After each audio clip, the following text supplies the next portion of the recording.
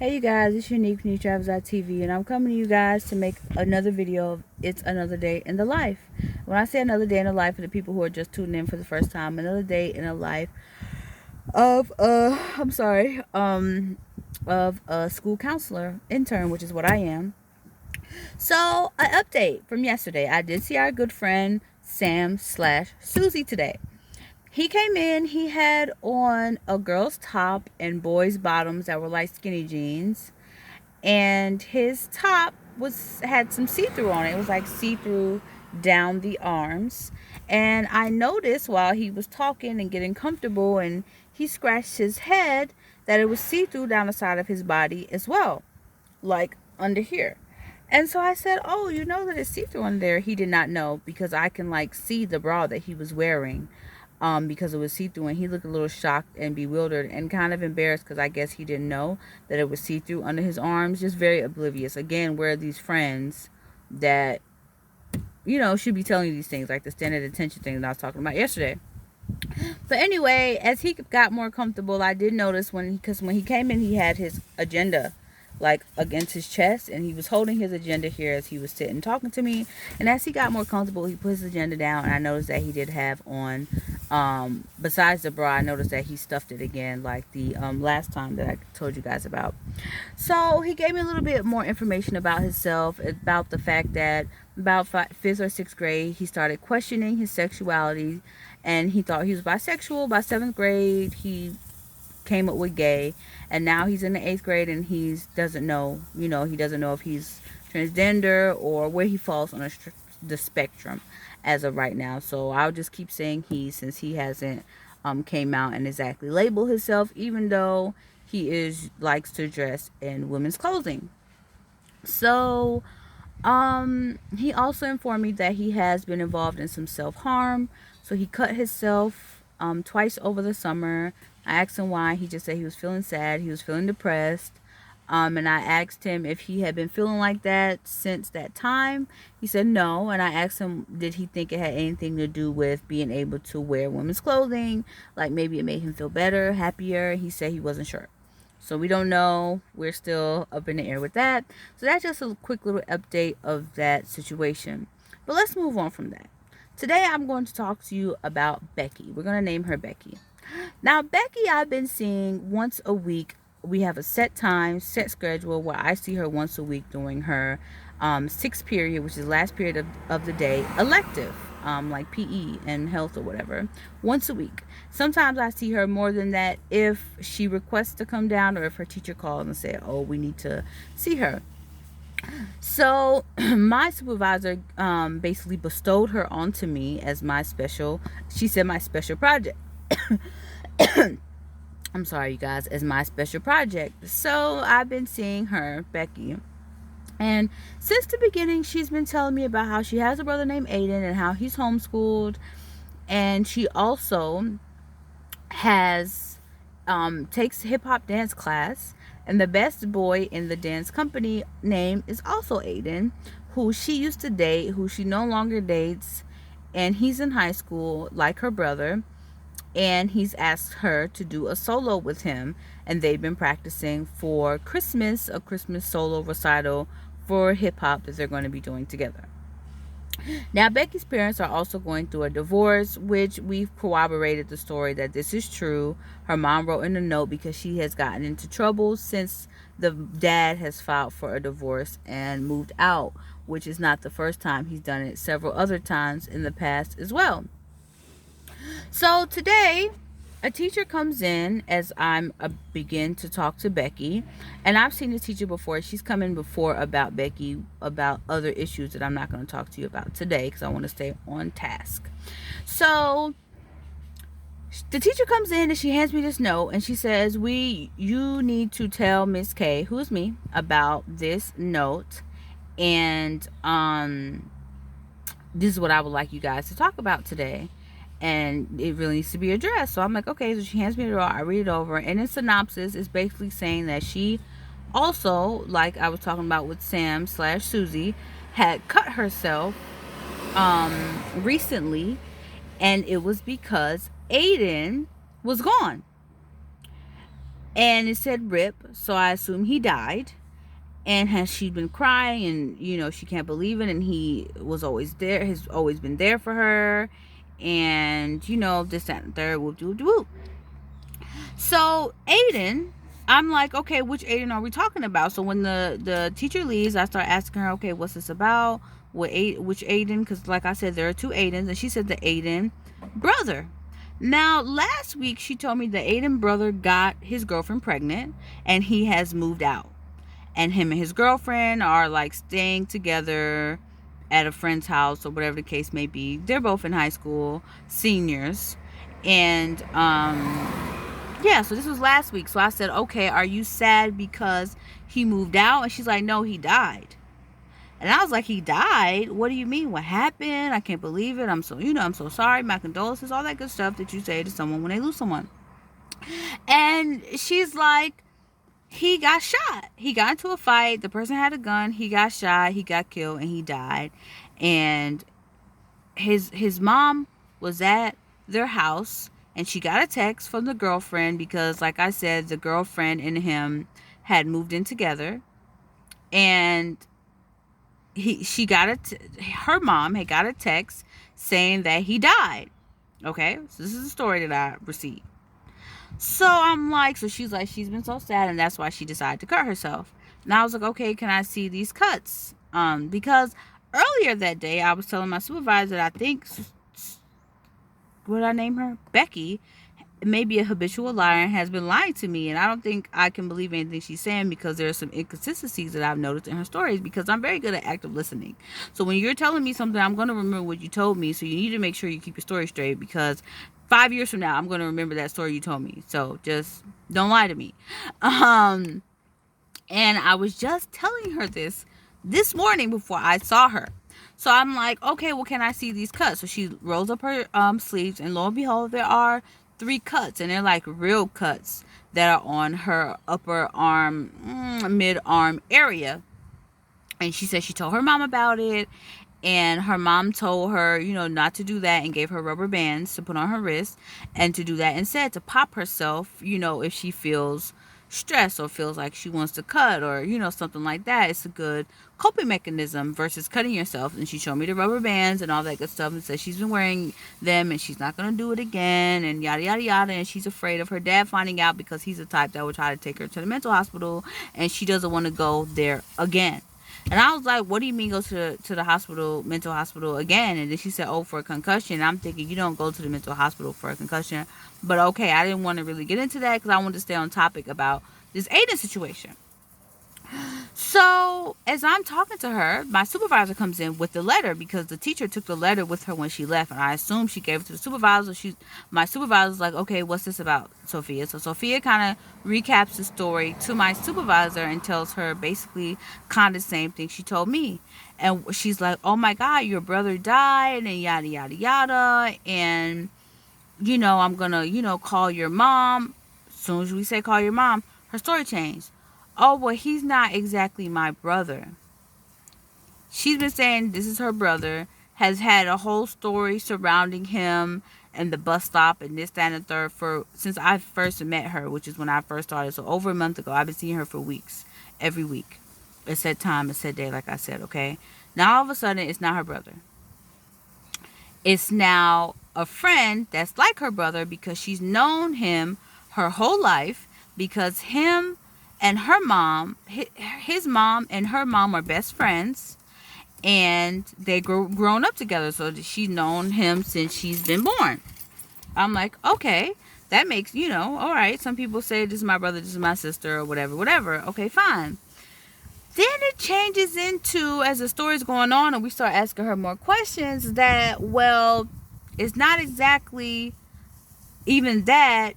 Because my mom didn't know he was staying with us. He was just coming over on the weekends. Now, all this time, all these weeks, you say you have this brother, he lives with you, he's homeschooled, he walks your little brother and your little sister to the bus stop because there's a crazy man in the neighborhood, and all this and the third. And now all of a sudden, he's not your brother. He never lives with you. He only comes over on the weekends. Then it changed into your mom doesn't even know who he is, and it's really not your mom's best friend's son. It's your brother's, who's 8 in the 3rd grade, friend, and that's how you know him. So again, we're asking, okay, well, how does a high schooler, your high school friend, who's a senior, befriend an 8-year-old? Oh, well, he knows about him because of stuff that I've told him. Her brother. Things that she's told her brother is how she knows about, is how her brother knows about Aiden. But how's that your brother's friend if he only knows him because you told? I mean, it just doesn't make sense, okay? So we're like, what? We're trying to like decipher this story she's telling us. And I'm like, okay. So, if he's dead, we would like to work with you on that because that's grief and all these type of things. And it can be very hard to lose someone that's close to you. But if he's not, you do not need to come here and make up stories. We need to be able to trust you. And not even just us, friends. If you have friends, they want to know that what you're telling them is true. They want to be able to trust you. They want to know that you're a trustworthy person. Or not even about the Aiden situation. It doesn't matter about the Aiden situation. It's just about you and your personal character. Is what we kind of tell her. And she's just stumbling on her words. And so I'm like, feeling very deceived, basically, because I did tell my supervisor that I felt like mostly everything she told me was a lie, and I felt like she might be a habitual liar and have like some kind of issue. But I didn't know I thought it was other things she had said, and it's probably those things too. But I didn't know that it was something as simple as my brother, who you've been saying is your brother who live in your house. Like, the story has been consistent with him. Is all made up. Like, there's no brother. He never lived in your house. There's not even a friend who's the son of your mom's best friend. There's not even a friend of your brother. There's nothing. He's maybe an imaginary person altogether. And you know how, like, some little kids, they might have an imaginary friend, and when they get older, they'll say, oh, my imaginary friend died. And that's usually them growing up and moving on, and that's how they kind of put that to rest, put that to bed. But she's in the 8th grade. So usually that's with younger kids. So I was telling my supervisor, maybe it's something like that. Maybe she put that he died because she's like trying to, get rid of that lie or that story that she's told, or whatever the case may be. So it's just, yeah, I mean, it just really, it kind of disappointed me as well as like surprised me. But it didn't at the same time. And I just kind of felt a little upset about the whole situation because I'm like, I'm here to help you. You know what I'm saying? But I cannot help you if the issues you're making up aren't even real. Like, I don't want to waste my time helping you with fake issues. Like, no. Like, y'all, okay? Because a few weeks ago, remember when I said I saw that teacher before? A few weeks ago, that teacher came in saying Sophia had some problems. She had to pull her. What did I say her fake name was? Susie? Becky. Okay. Because she had to pull Becky out of. Becky? Yeah, okay. I've been saying all kind of names, you guys. Well, the person that I'm talking about, because of course I have to use fake names. So all the names, you know who I'm saying. So Becky had to pull Becky out of class because she was, acting crazy and stuff, and came to my office and was like, okay, so we were like, I know that you just started working with her, so can you talk to her about this and da-da-da, and I'm trying to be lenient, but I need to know what's going on, blah, blah, blah. So this is the teacher, the same teacher who brought the note. So during that time, which was weeks ago, she tells me she is upset because she was running very late this morning, and she was mad at her mom because her mom had her walk with her little brother and sister to the bus stop because supposedly there's a crazy person in the neighborhood. And by the time she got back home, her mom yelled up the steps saying she only had 10 more minutes to get ready, and it really upset her. And so I was like, well, what about your older brother Aiden? He's homeschooled. Couldn't he take your brother and sister to the bus stop, since you have to actually get on a bus to come to school so you can have more time to get ready, things like that. And she's like, oh yeah, I'm gonna talk to him about it, and da da da da. So ever since then, I had been checking in with her to see, oh, is your brother taking them to the bus stop, and yada yada yada.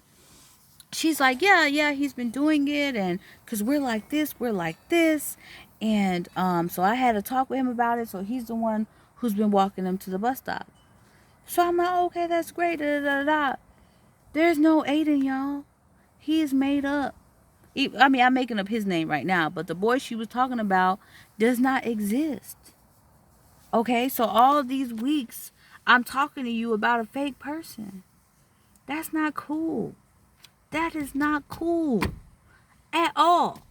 So I'm like, to my supervisor, when you call her mom, she like, I'm about to call her as soon as we finish with bus studio. I'm like, all right, well, I'm going to stay for that call.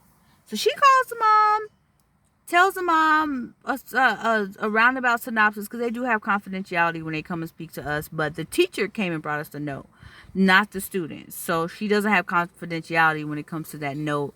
And she put his name in the note, put rip and crying and cutting and all this stuff in the note. And the mom was like, she never even heard of what I say his name was Aiden. She never heard of him. She don't know who he is. She doesn't know what we're talking about. And I'm just like, supposedly Aiden is also supposed to be the name of the dance partner who is the best dancer in the company, who asked her to be his partner for a solo, and how honored she is, and she's nervous and this and that. So I'm always, we talk about that every week as well, and how practice is going. She don't know no Aiden at all. She never even heard that name before, y'all. So if you was practicing with this boy every week for dance, your mom would know his name. Your mom would know who he is. She supposedly goes to the practice and stuff, according to Karen, according to Becky. So I just feel deceived, like bamboozled, for real. And it just, okay, as a like I said, as a school counselor, as an intern, I'm here to help you. I cannot help you, or I can help you, but I don't want to be helping you and wasting my time helping you with things that aren't even real, like real issues. So we did cooperate with the mom when we talked to her today, that her and her dad are going through a divorce. So we're like, okay, well, maybe she's making up things to kind of deflect the issue, because she doesn't want to deal with the real issue of the divorce that's going on right now. But even stuff surrounding the divorce, she said about, oh, the mom been cheating, the dad been cheating, the mom might be pregnant. I mean, even the whole story surrounding that, I don't think, of course, they are getting a divorce. The mom has said that. But all the other stuff probably isn't even for real, you guys, that is surrounding the drama with that. This is Unique New Travels.tv. Like, subscribe, share, hit the notification bell. And the notification bell has changed. So if you hit it once, it only gives you some notifications. You have to put it on all to get all my notifications, if you just want to stay up to date on the stuff that is happening out here in these middle school counselor streets. Because these students, they really try your patience. So I'm just very disappointed in Karen, in Susie, and in Becky. I'm sorry. I gotta get my fake names together, y'all. I mean, of course, you guys would know who they are anyway, but I have to keep confidentiality. And I mean, even using the first name would probably be okay, but I don't want to do that. So, because I don't understand why you would do something like that. And then so the teacher's like, well, supposedly she has a lot of best friends, but I don't think she might not even have any friends for real. Like, she could be making up these friends that she has. And